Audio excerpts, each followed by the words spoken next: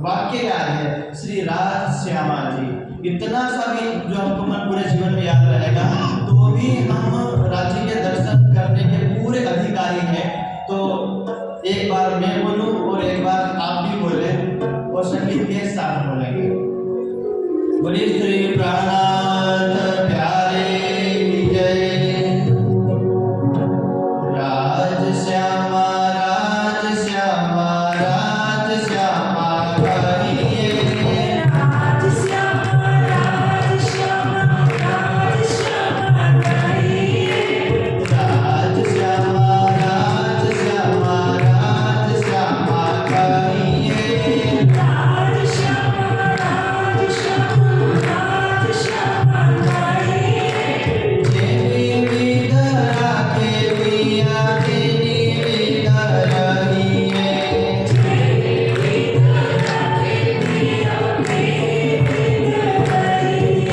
तेरी विधरा के पिया तेरी विधरा रहिए।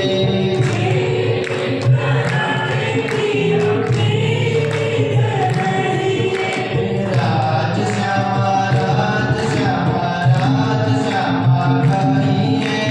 राज श्यामा राज श्यामा राज श्यामा कहिए। प्रणाम। ये एक ऐसा नाम है, खटरुति ग्रंथ में कहा है, डुबड़ाते पानी वही गया, आया ते निर्मल नीर। सिर्फ राज श्यामा, मानो कि हमें तारतम मंत्र भी याद नहीं है, एक चौपाई का एक अक्षर भी याद नहीं है, हमारे घर में वाणी भी नहीं है, फिर भी मानो हम ये गाय सुबह उठ करके, ये मतलब जब भी हमको याद आए श्री राज श्यामा। तो जैसे सैनिक और पुलिस के रहते कोई चोर हमारे गली में एंट्री नहीं कर सकता, ऐसे हमारे हृदय में राज्य और श्यामा जी का नाम हमेशा गूंजता रहेगा, हमारे जीवा के ऊपर हमारे हृदय में धड़कता रहेगा। तो कोई भी इस संसार का कोई विकार, क्रोध, ईर्ष्या, लोभ, ये तो कोई भी अंदर प्रवेश करेगा नहीं। तो ऐसा सुंदर नाम, और वो सुंदर नाम किस प्रकार इस दुनिया में हमें मिला है, तो थोड़ी देर के लिए हम तरह सुनेंगे। श्री महमत कहे महबूब जी, खेल देखा चाया दिल, हंसी करी भली भांत सो, अब उठो सुख लीजे मील, अब उठो सुख लीजे मील। निज नाम सोई जाहिर हुआ, जाकी सब दुनी राह देखता। अक्षराती धाम के धनी, अजमेर राजस्थान की वीर भूमि के मध्य में ये ऐतिहासिक स्थान, हमेशा इतिहास के पन्नों पर अजमेर का नाम आता है। और आज, और जब से श्री राज्य के चरण कमल और अपना यहाँ पुराने मंदिर जब से बना है, तब से अपने परम धाम के इतिहास में भी यहाँ अजमेर के का जो नाम है तो वो भी आता रहेगा। तो आज की चर्चा में जो सुंदर साथ है उनके लिए भी, और जो सुंदर साथ नहीं है, जो पहली बार आए होंगे उनको लगता है कि ये कौन सी कथा हो रही है, ये कौन सा ग्रंथ है, ये कौन से भगवान है, कौन से देवता है, कोई देवी ऋषि मुनि किसी कथा है, ऐसे।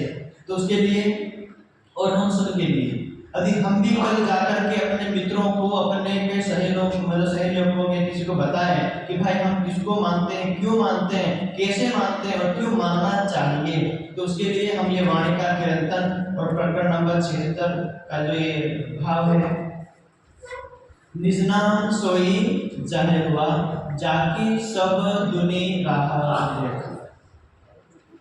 परमात्मा का वो नाम जो उसका स्वयं का निज, वो नाम जाहिर हुआ मतलब हो चुका है। जाकी सब दुनी राह देखता, सब दुनी मतलब पाताल से लेकर के वैकुंठ तक जिन्होंने इंतजार किया कि पूर्ण ब्रह्म परमात्मा सबका मालिक इस 28वें कलयुग में आने वाले हैं, जिन्होंने इंतजार किया उन सबके इंतजार को खत्म करके वो यहाँ जाहिर हुए। किस प्रकार हुए और हम लोगों ने इंतजार कैसे किया? सच में हमने किया कि नहीं? हमको ऐसा लगता है कि हमने इंतजार किया ही नहीं, ये तो हमको ऐसे ही मिल गया। लेकिन एक उदाहरण से हम आपको सब समझते हैं। यदि इस उदाहरण से हमको समझ में आ जाए तो बहुत अच्छी बात है। जैसे भारत और पूरी दुनिया, हम सबने एक साथ, पूरे भारत के लोगों ने और पूरी दुनिया के लोगों ने एक साथ एक ऐसी महामारी का रोग झेला, और उस महामारी रोग का नाम क्या था? कोरोना। दुनिया में कई प्रकार के रोग हैं, हजारों प्रकार के रोग हैं, लेकिन वो अलग अलग जगह अलग अलग व्यक्ति को होते हैं। लेकिन ये दुनिया का इतिहास, ये पहला इतिहास है कि ये रोग ऐसा महाभयंकर रोग था कि पूरी दुनिया में एक साथ आया। भूकंप भी आएगा तो कहीं पर आएगा, कहीं पर नहीं आएगा। प्रलय भी आएगा, सुनामी भी आएगी, जापान में आएगी, हम बच जाएंगे। लेकिन ये रोग ऐसा था, कोई बचा नहीं। गरीब भी उसमें, अमीर भी इसमें, पुरुष भी उसमें, मतलब काले गोरे पढ़े लिखे सारे उसी में, कोई भी बाकी था नहीं। हम जब चेक कराने गए, हमको चेक करो, हमारा कुछ ये करो, खून टेस्ट करो, और बाद में हमारी रिपोर्ट आई तो पॉजिटिव आई, तो हमें क्या चिंता होती है? एक माँ अपने बेटे से नहीं मिल सकती, बेटा माँ से नहीं मिल सकता, भाई भाई से, कोई इस दुनिया का संबंध कोई किसी से मिल सकता चाह करके भी। माँ के सामने बेटा रो रहा है लेकिन माँ भी विवश है, ऐसा भयंकर रोग। हम गए मेडिकल में गए, डॉक्टर साहब हमें ये हो गया, हमें दवाई ले दीजिए। तो मेडिकल वाला बोला तो ये दवाई है। हम उससे बड़ी मेडिकल में गए, जिले की मेडिकल में गए, बोले वहां भी दवाई नहीं है। उससे बड़ी मेडिकल में गए, हम यहाँ से लेकर एम्स तक पहुंच गए, लेकिन हमें दवाई मिली। हमें एक आश्वासन दिया कि दवाई के ऊपर काम चल रहा है, और जब वो परीक्षण पूरा हो जाएगा, दवाई जब मार्केट में आएगी तब आपको दे दी जाएगी। आप अपना नाम लिखवा लीजिए, एडवांस बुकिंग करवा दीजिए और उस एडवांस पैसा जमा करवा दीजिए, जब आएगी तब मिलेगी। लेकिन फिर कहा कि ये दवाई जब तक जो वैक्सीन है या कोई दवाई कोरोना की नहीं आती है, उसके बीच में हम जिंदा कैसे रहें? तो बोले आप काली मिर्च खाइए, लौंग खाइए, अदरक खाइए, गिलोय खाइए, लहसुन खाइए, प्याज खाइए, कुछ भी कीजिए, पर आपको जिंदा रहना। यदि उस वैक्सीन लेनी है, उस वैक्सीन से उस रोग को भगाना है, तो आपको जिंदा रहना, वो आपकी मर्जी। तो ऐसे ही हमारे पूर्वज जो ऋषि मुनि साधु संत थे, जब हम उनके पास गए कि भाई एक जन्म और मृत्यु नाम का रोग है, महाभयंकर रोग है, सबको वो ग्रस्त लेता है, इसको छोड़ता पूरे ब्रह्मांड में फैला हुआ, कोई भी छुटा नहीं है। पाताल से लेकर वैकुंठ तक इस महाभयंकर जन्म और मृत्यु से कोई छुटा नहीं है।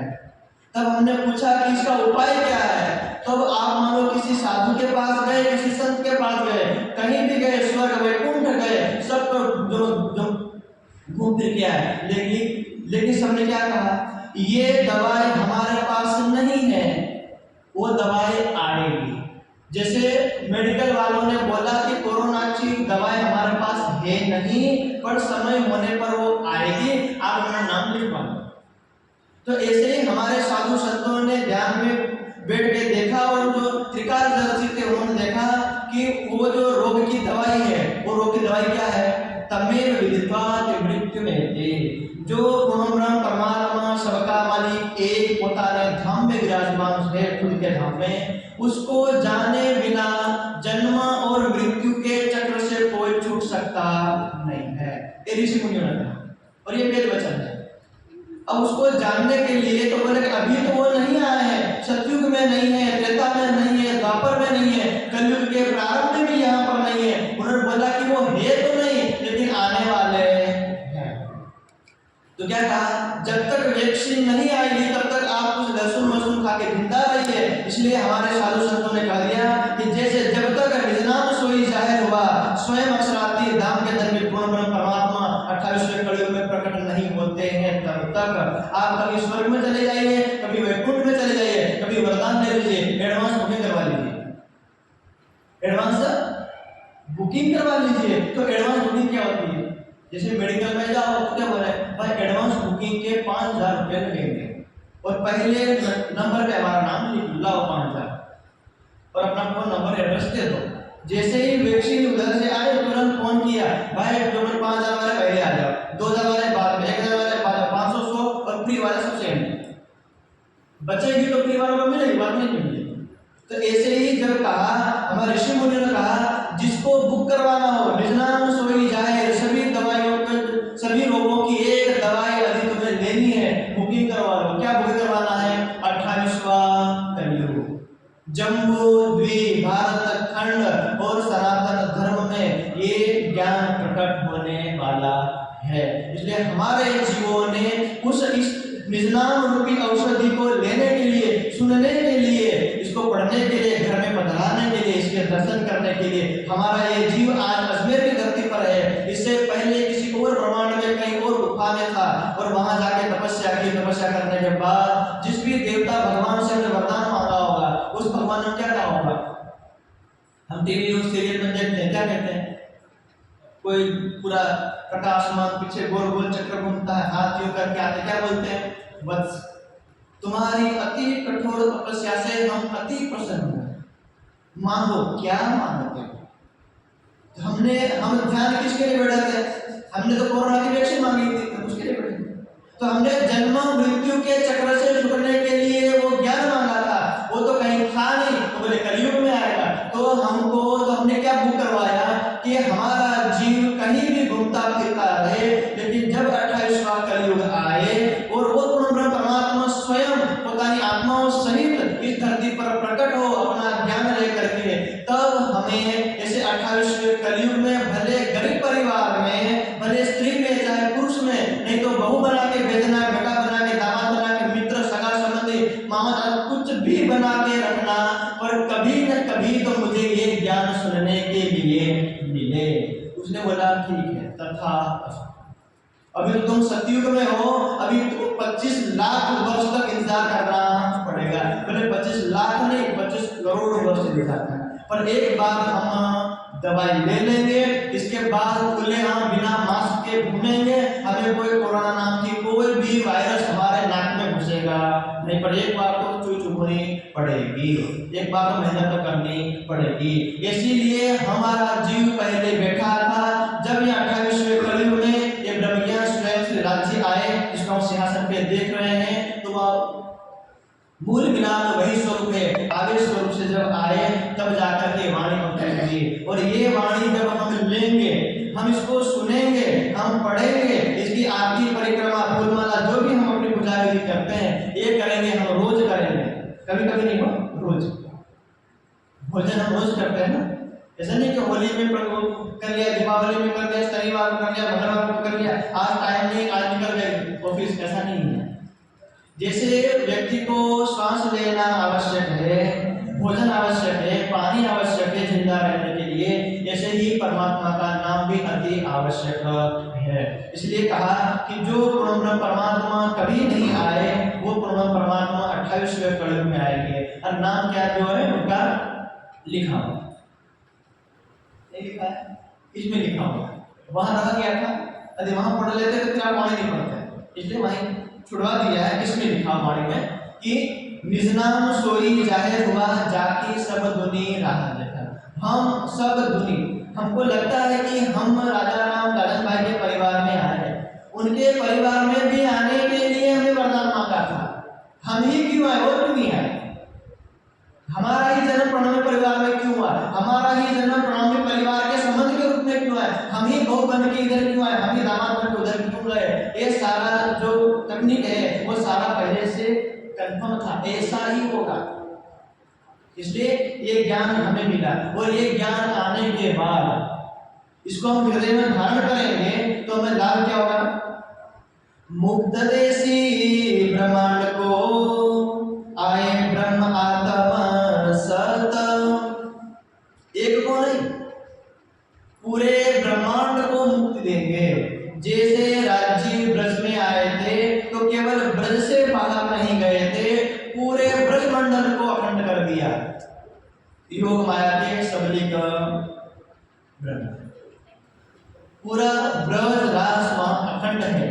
पूरे वहां जितने भी लोग थे सबको आकाश और बगासुर तक को ले गए ऊपर, क्यों? वो उसके अंदर थे। ऐसे ही जब यहाँ आए इस बार पूरी दुनिया को बता दिया कि मैं स्वयं परमात्मा इसमें अपनी आत्माओं को से खेल दिखाने आ रहा हूँ और अपनी आत्माओं को जगाने के लिए ब्रह्म ज्ञान लेकर के आ रहा हूँ। पर यहाँ के दुनिया के जीव, मतलब हमारे जो जीव हैं वो भी इसको सुनने पड़े और चिंतन करके हृदय में धारण करे, तो हमारा जीव भी एक बार इस ज्ञान को लेकर के, इसलिए आप देखिएगा वर्तमान में ये कलयुग चल रहा है। सतयुग में इतना बड़ा कोई पाप नहीं होता, इतनी शराब, अंडा, मांस, दुराचार, भ्रष्टाचार, व्यभिचार, ये सब नहीं सतयुग में होगा, लेकिन बहुत कम। फिर भी कई अवतार होंगे, बहुत सारे अवतार होंगे। त्रेता युग में भी जो थोड़े से राक्षस थे उसके लिए भी राम अवतार हो गए। फिर कंस थे, तो अब देखिए कलयुग में जिधर देखो उधर, अब जो भी हम उधर जाके आए आना सागर के ऊपर, तो 2-4 किलोमीटर की यात्रा में 10-15 बड़े देसी ठंडी बियर पहले चिप के पीते थे, और जो पिता अब भूलिया पैकेज में 1000, 2000, 5000, 10,000 एक व्यक्ति मिला हमको कि महाराज मैंने अपने जीवन में महंगी से महंगी 20,000 की बोतल, एक बोतल 20,000 खुलिया हुआ। एक कलयुग है। इसे कलयुग को, माया को देखने के लिए जो ब्रह्म आत्माएं आई है, उन ब्रह्म आत्माओं को एक संदेश देना है। अब इसमें व्यक्ति विश्वास कैसे करे? 1200 जातियां हैं, 700 संप्रदाय हैं, हजारों ग्रंथ हैं, हजारों मान्यताएं हैं। हमारे तिलक अलग, हमारे फूलमाला अलग, पूजा पद्धति अलग, हमारे वस्त्र अलग। हम कोई कहेंगे हम तो बाल खींचेंगे, कोई बोले बाल बढ़ाएंगे, कोई टकलू होंगे, कोई दाढ़ी बढ़ाए, कोई मूंछ बढ़ाए, कोई कुछ बढ़ाए, लेकिन कोई मानने को तैयार। ऐसे में ये कहना कि एक परमात्मा की बात सुनो, कोई बोले हम ही जैसे हैं, हम ही बराबर हैं। लेकिन हम इतना कहते हैं, हमारी इस को बात को सुनिए, अपने वेद से लेकर के सनातन धर्म के सारे ग्रंथ पढ़िए और उस ग्रंथों की भविष्यवाणियां पढ़िए, उन भविष्यवाणियों का समय मिलाइए और उसमें जो परमात्मा के धाम स्वरूप लीला के बारे में जो बातें की गई है वो सब को एक धरातल पर लाइए। पढ़ने के बाद आपकी आत्मा से चिंतन कीजिए, चिंतन करने के बाद आपकी आत्मा जहां गवाही दे। हमारा काम था सभी शास्त्रों का प्रमाण सार निचोड़ बता देना कि जो 28वें कलयुग में आने वाले थे वो आ चुके हैं इस ब्रह्म ज्ञान के रूप में। इस ब्रह्म ज्ञान को इसलिए वाणी में कहा है, हक इलम से होत है कर्ष बका हुआ। यदि परम धाम में विराजमान राज्य के स्वरूप का, परम धाम का यदि दर्शन करना हो, परमात्मा का साक्षात्कार करना हो, तो स्वामी का रीते ज्ञानात न मुक्ति, बिना ज्ञान के मुक्ति नहीं हो सकती। जैसे हमारा बच्चा कभी स्कूल में जाए ही ना, पढ़े ही ना और सोचे कि मैं कलेक्टर बन जाऊं, कभी नहीं बनेगा। युगों तक बढ़ा रहेगा घर, लेकिन स्कूल जाएगा नहीं, पढ़ेगा नहीं, तो मतलब पढ़ भी लेगा तो उतनी योग्यता उसका मेरिट में आएगा, तभी जाकर कहीं कलेक्टर बनेगा। देखो कलेक्टर की परीक्षा में लाखों बैठते हैं, सैकड़ों के में भी नहीं आते, उंगली पे गिनना पड़ता है, इतने लोग पास होते हैं। इसलिए ये हमको अवसर मिला है, अत्यंत सरल से सरल अवसर इसके बाद मिला नहीं है। नहीं तो राज्य ने क्या कहा, वैकुंठ का हमें राज्य मिल जाए। जैसे अभी हमको छोटा सा गांव का सरपंच बना ले तो भी हम इतना भूल जाते हैं। यहाँ राज्य यहाँ कह रहे हैं कि कई कोट राज वैकुंठ के विष्णु भगवान को सिंहासन से हटा दिया जाए और आपको फूलमाला मुकुट पहना करके बना दिया जाए। आज तो एक बार नहीं, करोड़ों वैकुंठ तुम्हारे हाथ नीचे है। कितने करोड़ों वैकुंठ के तुम मालिक बन गए हो। तो राज्य कह रहे हैं इस वाणी को पढ़ करके परमात्मा का ध्यान करके, और तुम्हें ध्यान में जो परमात्मा का अनुभव होता है वो भी 1 सेकंड का अनुभव। कितने का?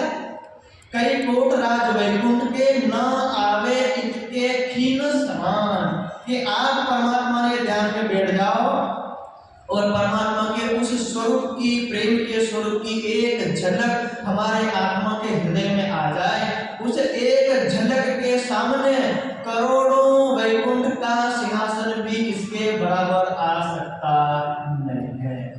क्यों नहीं आ सकता है?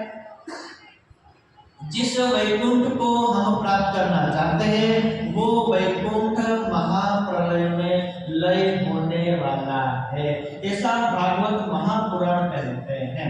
मैं कहता नहीं हूं, शास्त्रों की बात। भाई थोड़ा आवाज कम, आवाज।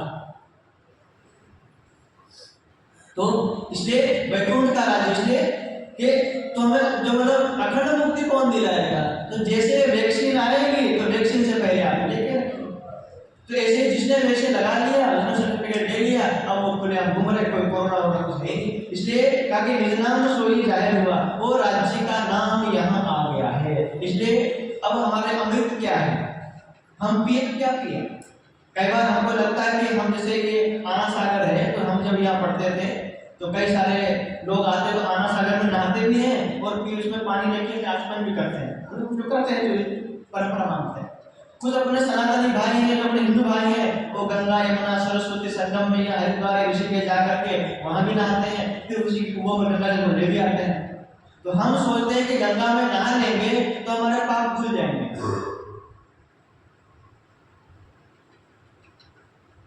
मतलब कई को लगता है। अब उसको पानी को कैसे पता कि हमारा तो पाप है और पाप भी ढूंढ रहे हैं। मानो मैं मेकअप करके आया, मुझे शादी में जाना है, तो मैं अभी काला काला था, मैं तो मेकअप पाउडर क्रीम व्रीम लगा के आया। अब रास्ते से आ रहा वहां धूल भी उड़ रहा था, तो धूल उड़ी, धूल भी चिपक गई। अब मैं पानी के पास गया, गंगा के पानी के पास, मैंने बोला मेरे घर में गंगा पानी है, तो मैं धुलने गया। अब वो सिर्फ मेरी धूल ही धोएगा या पाउडर भी धो देगा? पानी का काम है जो भी है धो देना। पानी जब पता है मैंने यूं करके छिड़का, वो धूल तो निकली, साथ में मेरा 1000 रुपये का मेकअप भी लेके निकल गया। अब मानो हम ये सोचे कि मैं पाप धुलने के लिए जा रहा हूं, तो गंगा को नहीं पता ये पाप है। इसका मतलब क्या है कि जो व्यक्ति गंगा में नहाना जा रहा है, इसका मतलब वो पापी है, तो वो जा रहा है, उसने पाप में थोड़े से किए होंगे पाप। चलो ठीक है, नहा लिए, नहा भी लिए। नहाने के बाद फिर से 5 लीटर का डिब्बा खरीदा और डिब्बे में गंगा जल भी लेके आया। जो पाप तुम्हारे नहाने से निकल के जल में गिरे, वही पाप तुम भर गिर ला रहे हो। मानो कि आपने छोटे छोटे पाप किए हैं, किसी को परेशान किया, छोटे छोटे चीज को सामान ले लिया, तुमने जो नहाए, तुम्हारे पाप जो नहाए वो तुरंत भाग के चले गए, और तुमसे ऊपर कोई और बड़ा पापी ना रहा, मर्डर केस वाला, उसके पाप भाग के तुम्हारे में आ गए। जब तुम भर रहे थे तो वो घुस गए। अब बताओ, तुमने छोटे पाप धो दिए, बड़े पाप तुम्हारे बोतल में घुस गए। अब आगे फिर अपने गंदा जल पी रहा हो, तेरे पाप पी रहे। तो अमृत क्या है? ब्रह्म ज्ञान ही अमृत है। देखा ना, ब्रह्म ज्ञान 2 दिवसीय ब्रह्म ज्ञान आत्मा कल्याण श्री। ब्रह्म ज्ञान ही अमृत। आप एक बार पियो। अमृत का अर्थ ही होता है कि जो व्यक्ति एक बार परमात्मा का नाम रूपी अमृत को, निष्नाम रूपी अमृत को हृदय में धारण कर ले, पी ले, कभी उसकी मृत्यु नहीं होगी। यदि उन देवताओं को खोजे जिन्होंने वो घड़ा निकाला था, वो घड़ा को लेकर के उधर चले गए वैकुंठ में, और विष्णु भगवान ने उन देवताओं को, जो राक्षस थे, उनको तो मदिरा पिलाती, लेकिन जिन देवताओं ने अमृत पिया, वो अमृत पीने वाले देवता क्या आज जिंदा है? कोई हिमालय से उतर करके आया कि मैंने समुद्र मंथन किया था, हमने झगड़ा करके वो अमृत लेके गए और विष्णु भगवान लेकर के हमने अमृत पिया, देखो आज तक मरा ही नहीं। वो इतिहास में आया, देवता ऊपर उतर करके आएगा नहीं। यह एक ही अमृत है। जब तक पूर्ण ब्रह्म परमात्मा यहाँ ना आ जाए, वही अमृत है। इसलिए क्या कहा? अमृत है निज नाम जगत में, इसे छोड़ विशेष पीना क्या, निज नाम नहीं तो जीना क्या। यही अमृत है, परमात्मा का नाम ही अमृत है। यही अमृत जिस घर में है, जिस मानो कि हमने राज्य का सिंहासन इसको अपने घर में पधरा रखा, अपने मंदिर में पधराया, जहां भी राज्य को पधराया तो क्या हो गया, ये हमारा धाम बन गया। तीर्थ ये धाम हमारा, फिर क्यों फिरता मारा मारा, कि जिसको दुनिया इंतजार कर रही है वो आकर के तुम्हारे घर आंगन में, तुम्हारे घर में विराजमान है। अब तुम किन तीर्थों में घूम रहे हो? जन्मों जन्मांतर के पाप धोने वाला सिर्फ एक ही ब्रह्म ज्ञान ही अमृत है, इससे बड़ा अमृत कोई नहीं है। इसलिए शंकर भगवान को कथा का नाम भी रखना पड़ा अमर कथा।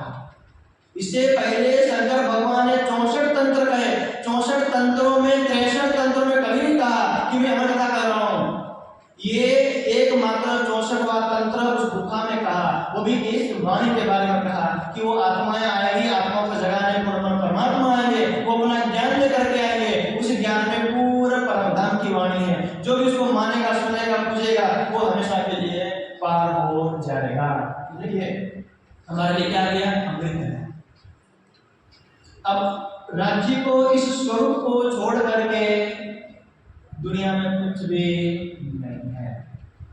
जब तक वैक्सीन नहीं आई थी तब तक आप लहसुन खा रहे थे, आप प्याज खा रहे थे, लौंग खा रहे थे, गिलोय खा रहे थे, और केवल जिंदा रहने के लिए।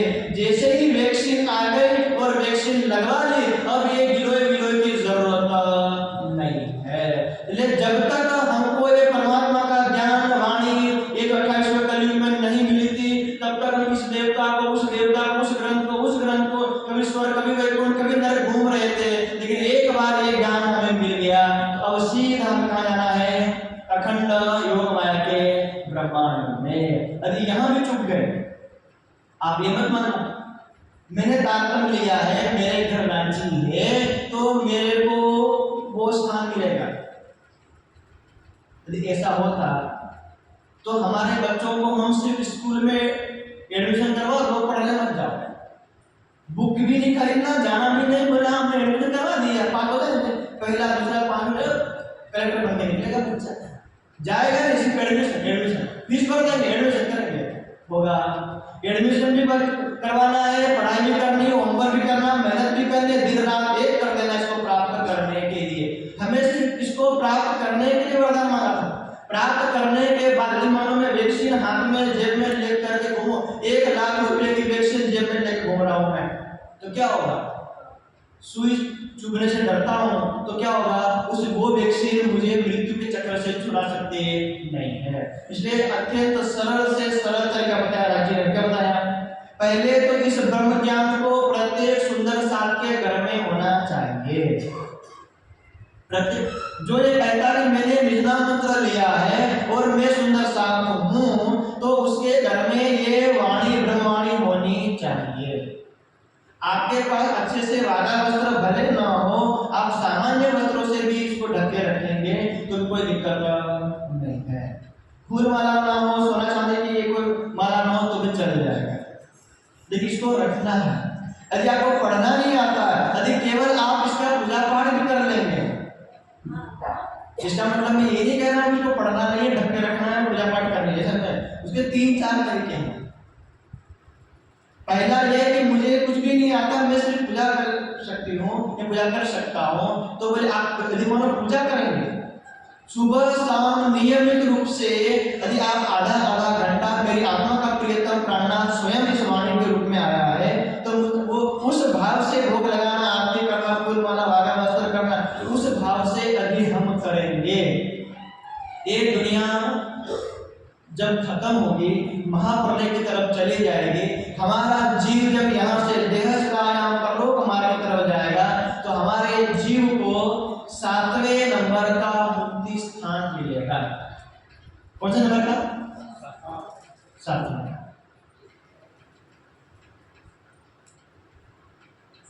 टोटल कुल 8 मुक्ति स्थान है, जिसको हम बहिष्ठ कहते हैं, लेकिन अपनी भाषा में मुक्ति स्थान कहते हैं। 4 पहले से हो चुके हैं, 4 होने वाले हैं, और उन्हीं 4 में हमको जाना है। सोचो, आपके घर में ब्रह्मवाणी है और ब्रह्मवाणी को सिर्फ आप पूजा पाठ कर रहे हैं, कभी इसको खोल के रोज श्रद्धा से कर रहे हैं पूजा पाठ, तो आप सातवें में जाएंगे, पहले दूसरे में नहीं।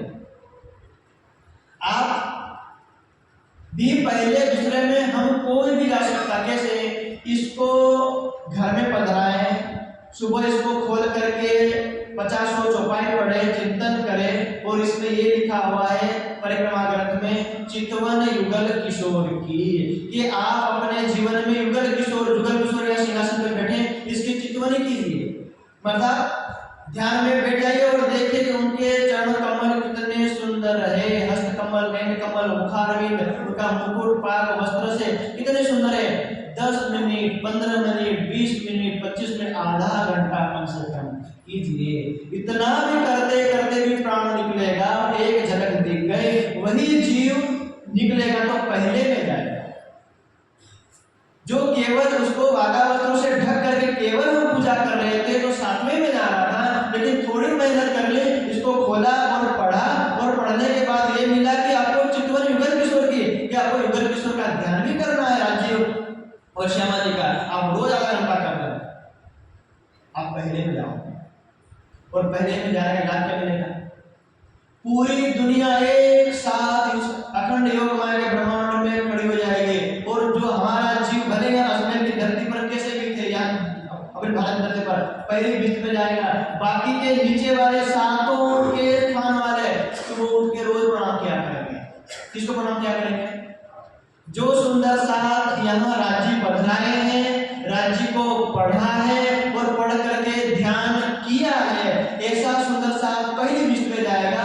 बाकी के 7 बहिष्ठ वाले क्या करेंगे? सुबह उठ के प्रणाम करेंगे। कितने दिन प्रणाम बोलेंगे? 4 महीने, 1 साल, 1000 साल, लाख, 2 लाख, करोड़, अरब, खरब, अनंत। 7वें में हो तो 7वें में ही रहोगे, अनंत काल तक कभी निकल पाओगे नहीं। यदि पहले में गए हो तो पहले में अनंत काल तक रहोगे, और पूरी दुनिया अनंत काल तक पश्चाताप करेगी। मेरे घर में भी अक्षराते धाम के धनी की वाणी थी, ना कभी मध्यार्थ था, ना कभी पुल्हार, ना कभी आरती की। आरती तो की, शायद मैं थोड़ा खोल के पढ़ लेता, थोड़ी देर और बिजनेस कर लेता, थोड़ी देर और खेती बाड़ी कर लेता, आधा घंटा 15 मिनट श्रद्धा से ध्यान कर लिया होता तो मैं भी पहले में होता, और पूरी दुनिया उस समय को करेगी। इसलिए ये वाणी का वो महत्व है। एक बार वहां चले गए कभी परिवर्तन नहीं होता, इसलिए कुटस्थो अक्षर उच्चते, उसमें कभी परिवर्तन नहीं होता। ऐसे ब्रह्मांड में हमारा जीव पहुंचेगा। इसलिए ये कहा कि मुक्त देशी ब्रह्मांड को आए ब्रह्म आत्मा सत्य, पूरे ब्रह्मांड को अखंड मुक्ति देने के लिए परमात्मा स्वयं अपने नाम राज्य और श्यामा जी का जो नाम है वो नाम लेकर और ज्ञान लेकर के हमारे बीच में यहाँ पर आए हैं। शास्त्रों का बहुत प्रमाण हमारे पास उपलब्ध है। फिर कभी और अवसर मिलेगा, ज्यादा समय होगा तो हम हर एक शास्त्रों का, वेद, दर्शन, उपनिषद, पुराणों से लेकर साधु संतों की वाणियों से लेकर ये सिद्ध कर दे कि जो परमात्मा आने वाले थे वो आ चुके हैं और ये यही है और कोई नहीं है। तो मैं लगभग मेरा समय हो चुका है तो मैं ज़्यादा समय नहीं लूँगा, इसलिए सार रूप में इतना कहूँगा, वाणी हमारे घर में होनी चाहिए और रोज चिंतन होना चाहिए। चिंतन करने के बाद थोड़ी देर डूब जाओ राज्य के ध्यान में, श्यामा जी के ध्यान में। भूल जाओ कि मैं पुरुष हूँ, भूल जाओ कि मैं धनवान हूँ, भूल जाओ कि मैं लखपति करोड़पति में रूपवान या बुद्धिमान हूँ, बस मैं आत्मा हूँ। मैं अपनी आत्मा का प्रियतम का ध्यान कर रही हूँ, इसमें कर जाओ। तो यहाँ जिन जिन सुंदर साथ ने ये आयोजन किया, हमारे पूर्वज, बट आपको हमारे से पूर्वज वही है, राजा राम खजाना भाई के जो पूर्वज रहे हैं। आज राज्य के चरणों पर नाजी बैठे हैं और बैठ करके उनकी आत्मा मुस्कुरा रही है कि हमारे पूर्वजों के, हमारे वंशजों में कितना ही दुख आया होगा, उतार चढ़ाव आया होगा, लेकिन उन्होंने पूरी दुनिया को एक तरफ रखा, पूरे ब्रह्मांड को एक तरफ रखा और राज्य को छोड़ा नहीं। और वो भी हमारे इस ज्ञान को, सभा को देख करके देख रहे हैं, कभी हमने सेवा की थी, आज हमारे वंशज की सेवा, पर अब हम उनको देख करके हमको खुशी होती है और हमको देख करके उनको खुशी होती है। तो यहाँ के अपने जो सुंदर साथ है, कार्यक्रम सुंदर साथ है, भाई, राकेश भाई, नरेंद्र भाई, अंकित और चेतन भाई और यहाँ के अजमेर के पूरे सुंदर साहब जो कार्यकारिणी सभा है, सब आप हैं। तो राज्य के चरणों में हमारा नाम इतिहास में लिखा जा रहा है। सो इतनी होए चले धन धन, धाम धनी करे धन धन, साथ में भी धन धन होया, जाके धन धन हुए रात दिन। परम धाम धन्य, यहाँ भी धन्य, हमारा एक एक पल तन मन और धन सब कुछ धन्य हो जाए, हमारा पूरा जीवन धन्य हो जाए। इसके लिए ये ब्रह्मवाणी है, निज नाम सोई जाहिर हुआ, ताकि सब बुरी राह जय करता। मैं अपनी वाणी को विराम देता हूँ। बड़े श्री प्राणनाथ प्यारे की जय। जो भाई बनाएंगे सभी बोलेंगे,